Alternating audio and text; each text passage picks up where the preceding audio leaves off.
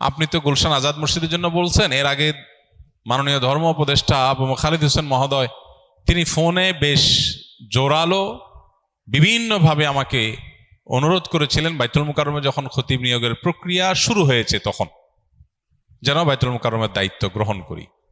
আমি বিনয়ের সাথে ওনাকে বলেছি, আমরা যখন প্রথম এখানে জুমা পড়ি, রমজানের প্রথম জুমা, সেদিন গুলশান আজাদ মসজিদের কমিটির একজন দায়িত্বশীল এসছেন। তিনি এসে আমাকে জুমার পরে অনুরোধ করেছেন বিনয়ের সাথে, একই অনুরোধ গুলশান আজাদ মসজিদে ডেকে ওনারা ওনাদের অফিসে বসে আমাকে অফার করেছেন, আর আমাদের অফিসে বহুবার এসেছেন।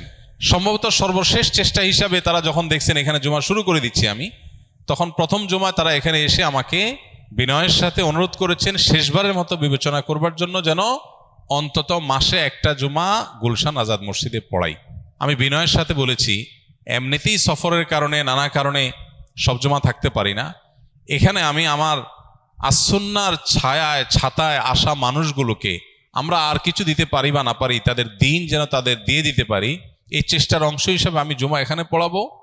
আপনি তো গুলশান আজাদ মসজিদের জন্য বলছেন, এর আগে মাননীয় ধর্ম উপদেষ্টা আবু খালিদ হোসেন মহোদয় তিনি ফোনে বেশ জোরালো বিভিন্নভাবে আমাকে অনুরোধ করেছিলেন বাইতুল মুকাররমে যখন খতিব নিয়োগের প্রক্রিয়া শুরু হয়েছে তখন যেন বাইতুল মুকাররমের দায়িত্ব গ্রহণ করি। আমি বিনয়ের সাথে ওনাকে বলেছি, আমি একটা স্বপ্ন এখানে বীজ বপন করেছি, এই স্বপ্ন যেটার বীজ আমি বপন করেছি সেটা মাত্র অঙ্কুরিত হতে শুরু করেছে, বিধায় আমি আমার স্বপ্নের বীজ ধ্বংস করে কোনো কোনো মহিরুহের নিচে যেতে প্রস্তুত না। আমি এই বীজটাকে বড় করতে চাই। তো এই কথাগুলো বলার উদ্দেশ্য হলো, আমাদের ভূমিপল্লী মসজিদে যেখানে নামাজ জামাত দাঁড়াতো 1:30 কখনো কখনো 1:40 হয়ে যেত, সেই মসজিদে অর্থাৎ 1:40 যখন জামাত শুরু হতো সেখানে 10:30 11টা এর মধ্যে মসজিদের নিস্তালা টয়টম্বর পূর্ণ হয়ে যেত। সারা দেশের বিভিন্ন জেলা থেকে মানুষ এসে অপেক্ষা করত।